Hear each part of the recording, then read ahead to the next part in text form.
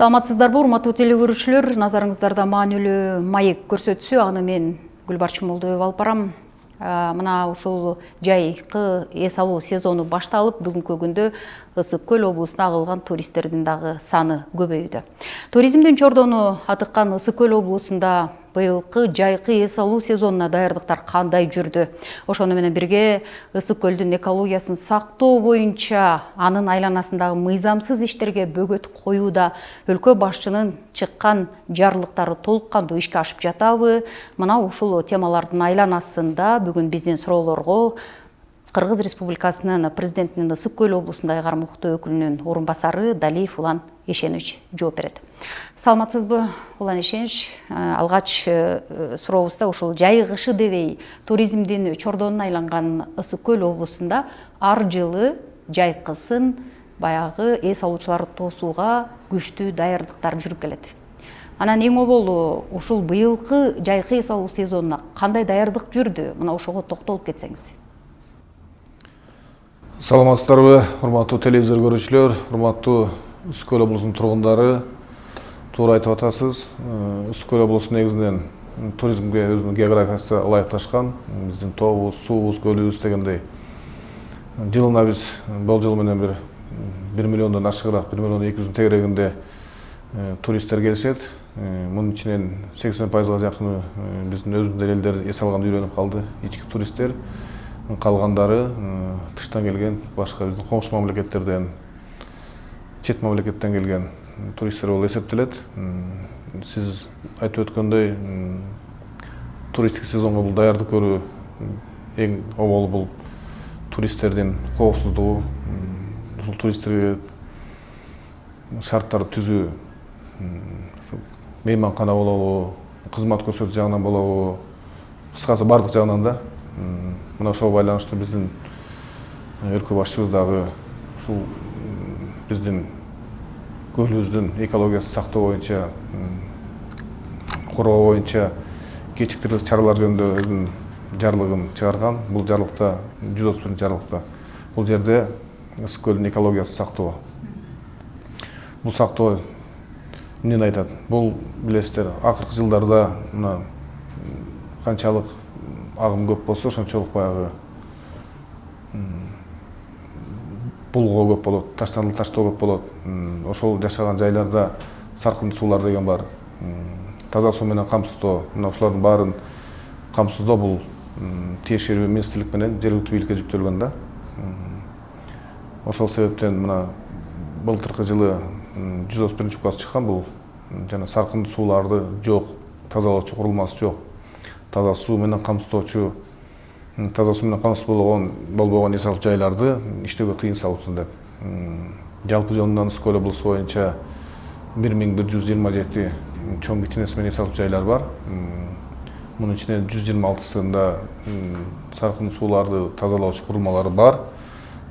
160-ы бул башка саркын суулар тазалоочу курулмасы бар объекттерге же субъекттерге кошулган да. Булардын ичинде чакан коноктоочу үйлөр бар, конок үйлөр, мейманканалар бар.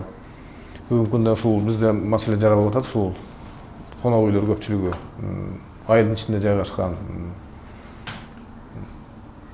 Булар ар бири саркын сууларды курууга мүмкүнчүлүгү жок да. Ошол себептен мына келечекке бизде пландап атабыз. Ушул зонага бөлүп, ушул саркын сууларды кура турган курулмасын жардам берип куруп берсек биз, анан ошого мисалы үчүн тамчы айылы, бул дагы өтө көп коноктор тозоп, конок үйлөрдө баягы өтө жыш жайгашкан, көлдүн жээгине жакын.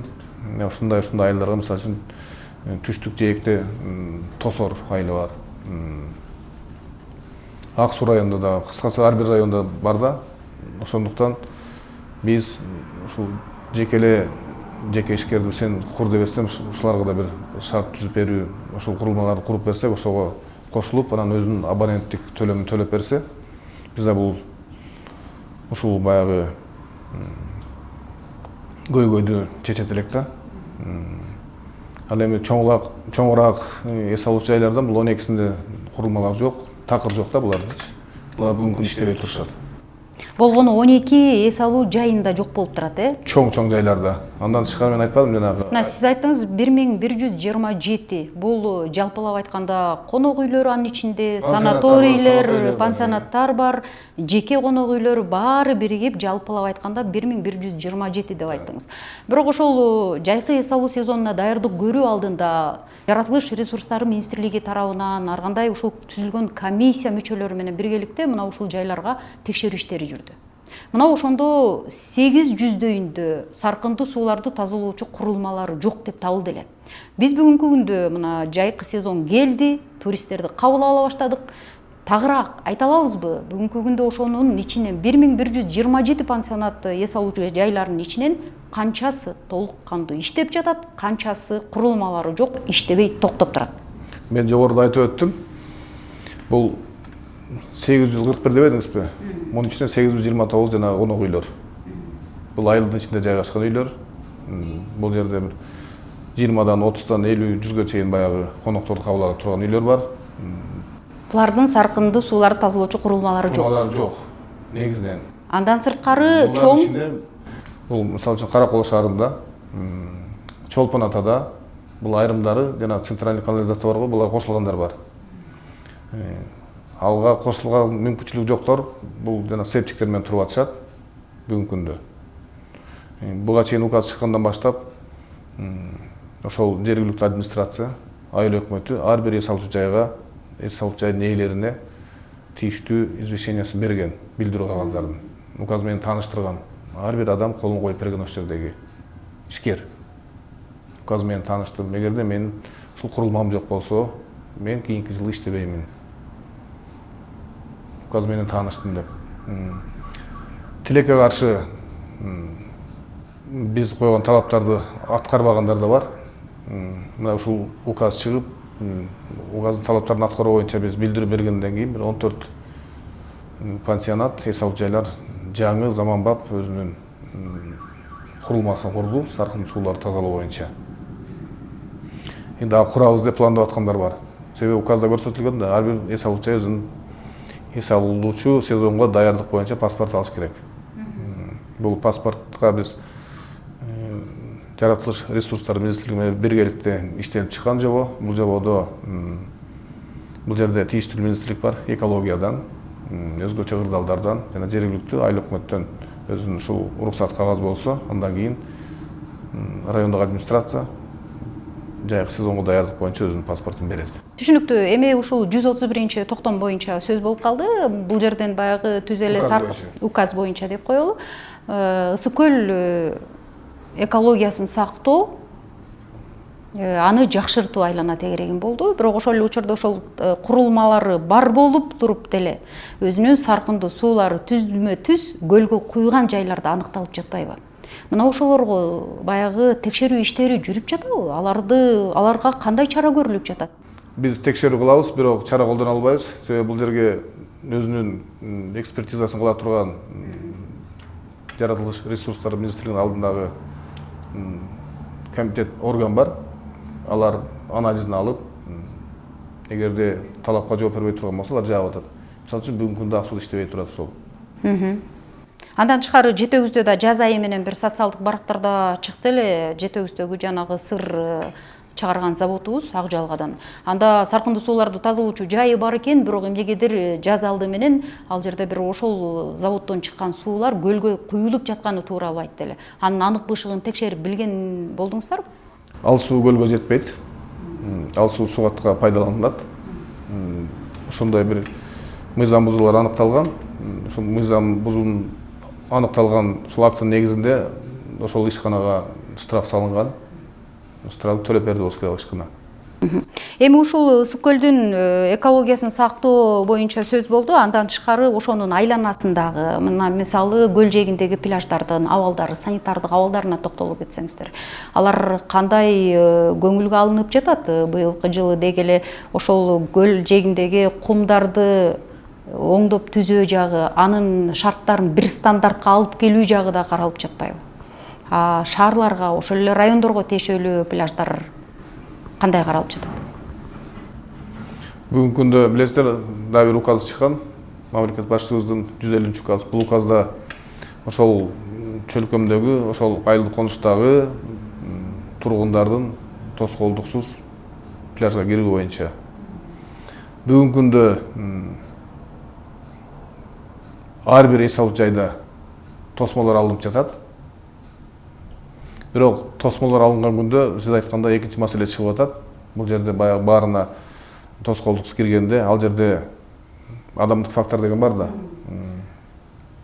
Кирип алып ичимдик ичиши мүмкүн аяктан. Ар кандай тамак ашты алып кириши мүмкүн. Ошол себептен бүгүнкү күндө биз дагы жергиликтүү администрация менен айыл өкмөттөр менен иш план түзүп атабыз. Сиз айткандай ошол жерге уюштуруу, пляждарды уюштуруу боюнча ал жерге өзүнүн биринчи эле келгенде машина менен келет көпчүлүгү. Парковкасын уюштуруш керек ал жерге. Ал жерде зонттор болуш керек. Чечине турган жай болуш керек. Кайра кийине турган, буту кол жуу турган суу болуш керек ал жерде. Жанагы сууга чөккөндөрдү куткара турган куткаруучунун вышкасы болуш керек. Кыскасы баягы пляжга тиешелүү шарттарын баары түзүш керек да. Биз Үскөл районунда көбүрөөк баягы эс алуучулар келет да. Биздин областтын 80% эс алуучулар ошол жерге келет сезон убагында жайында. Биз 3 айыл өкмөткө Үскөл өнүктүрүү фондунан акча каражатын караганбыз. Ушу муниципалдык пляждарды уюштуруу боюнча. Себеби ар бир пансионатта мүмкүнчүлүк жок да. Ошончо баягы эс алуучулар өзүнө тиешелүү эс алып аткан адамдар бар. Алар ошол пляжга келип эс алышат. Андан тышкары биз жана тосмолорду алгандан кийин башкалар да киришет да. Ар бир пляждын өзүнүн сыйымдуулугу бар да. Квадратына жарашачы. Ошол себептен азыр маселе келип чыгат. Ушул пляждарды мыйзамдуу, экологиялык талаптарына ылайыктуу талап кылай келтирүү үчүн муниципалдык пляждардын сапатын, тейлөөсүн, коопсуздугун, бар шарттарын жакшылаш керек да. Ошол боюнча биз Үскөл районунда жана мен жогоруда айткандай акча тыйын карап атабыз. Алып жасап атат. Ал эми район шаарлардагы санитардык абалдар анткени себеби майдын аягы менен июндун башы менен өлкө башчыбыз ушул Үскөл облусуна болгон иш сапарын жасады. Мына ошондо түп райондагы түп айылына өзүнүн бир нааразычылыгын жаратып кетпедиби? Мына ошондой мүчүлүштүктөр кайра кайталанып калбайбы дегендей аларга көңүл бурулуп жатабы? Туура айтып атасыз, бирок баарыбызга сабак болду окшойт бул дагычы. Азыр ушу тазалык жагына өтө көңүл буруп атабыз. Мына акыркы айларда эле көчөлөрдү эсептеп эле коелук мына. Көлдүн үстүндөгү, көлдүн ичиндеги таштандылар. Азыр жээкке чыга элекпиз пока. Торлорду эле алсак бир 59 километр тегерегинде тор алынды. Эски жаңысы болуп отуруп. Бул жерде экологиялык милиция, өзгөчө Чогордалар министрлиги, экология өзү, жаратылыш ресурстары мына баары да биригип, биргелешкен иш аракеттин негизинде мына дагы да болсо мына ошондон арылып кете албайбыз. Пландаганбыз мына 4 зонага бөлүп көлдүн үстүн кыдырып тазалоо боюнча ушул торлорду, Үскөлдүн алдында болобу, жээгинде болобу ушул акыр чыкырды алуу боюнча бир сыйыр обход кылып өттү. Кайрадан өтүп кетсек, эми экинчи катардан кайра экинчи рет ушул торлордун коюлуусу бизди өтө өкүндүрөт да. Бүгүнкү күндө да иштер жүрүп жатат. Бул иш кайсыл убакытка чейин созулмакчы? Бул ишти биз токтотпойбуз. Күнү түнү бүт сезон бою, жыл бою жылдыра бермекчибиз. Тазалоосундагы, браконьерлер менен күрөшүү боюнча дагы бул иш токтобойт. Ал эми ошол эле түп айылынан алыстабасак, бүгүнкү күндө ошол өлкө башчысы келип кеткенден кийин ишембилик жарыяланды. Бир айлык жарыяланды ишембилик боюнча. Буга чейин ал жерде андай ишембилик жүргөн эмес бекен? Жана ошол эле урналардын жоктугу дагы жергиликтүүлөрдүн көйгөйүн жаратып атпайбы? Ишембилик жүрүп аткан. Ар жумасына биз 3 айлык жарыялаганбыз. Жашылдандыруу, көрктөндүрүү, тазалоо, абаттоо боюнча. Эми ошол убакта туура бул жерден дагы ушул түп айыл өкмөттүн өзүнүн бир тиешелүү деңгээлдеги иш алып барбаганда болуп калды. Бүгүнкү күндө көңүл бөлүнүп атат. Ар жума сайын ишембиликтер уюштурулуп, көлдүн жээгинде болобу, жолдун жээктеринде болобу, Токой Капчагайда болобу көзөмөлгө алынып жүрүп атат. Мындай мүчүлүштүктөр башка айыл аймактарда кайталанып калбайт деген бир кепилдик барбы бүгүнкү күндө? кепилдик бере албайт. Себеби бул жерде адамдык фактор деген бар. Бүгүн алып кетсең эртеңки күнү баягы төгүп коюшу мүмкүн. Булгап коюшу мүмкүн. Бул баягы ар бир адамдын өзүнүн абийиринен, өзүнүн иманынан болуп атат да. Ошондой эле өлкө башчысынын дагы бир жарлыгы, бул 150-чү жарлыгы болду. Жана сиз жогоруда айтып кеткендей, бул көл жээгиндеги тосулмаларга тыюу салуу таптакыр.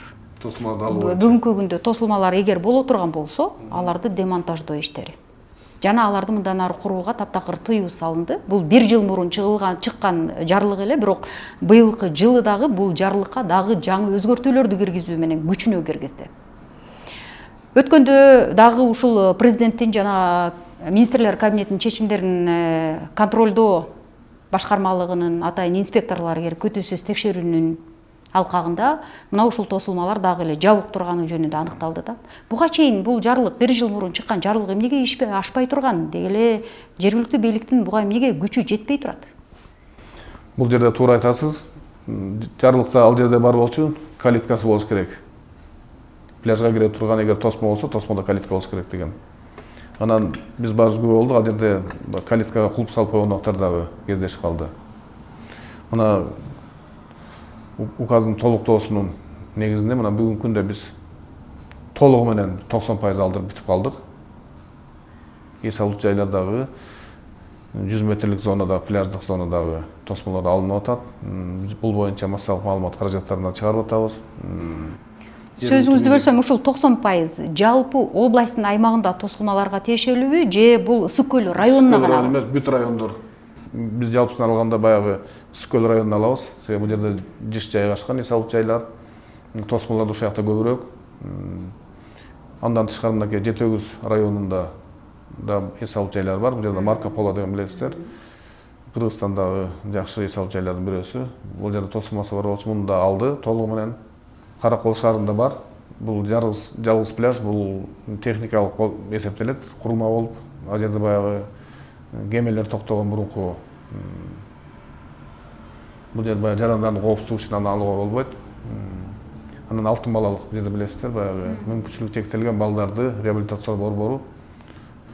Ал жерге уруксат берилген. Уруксат берилген, ал жерде албайбыз. Калган эс алуу жайлардагы мынчын түрүнө карабастан бүт тосмолор алынат.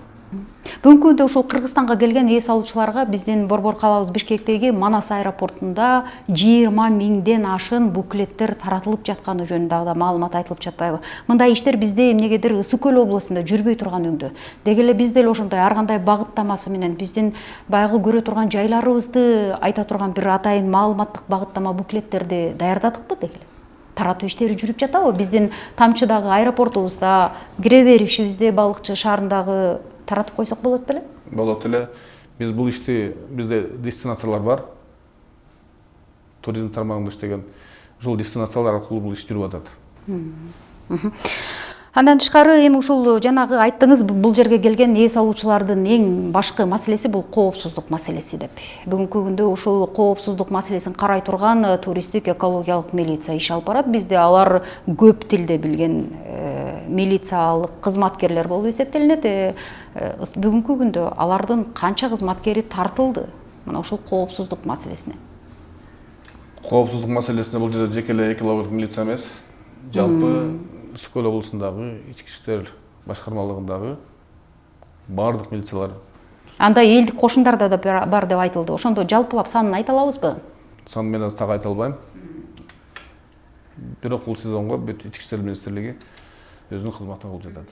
Анан Улан Ишенович, жакынкы аралыкта ушул биздин Ысык көл облусу баягы желим баштыктарга каршы чыгып биринчилерден болуп, мына ошого тыюу салынды деп жар салдык.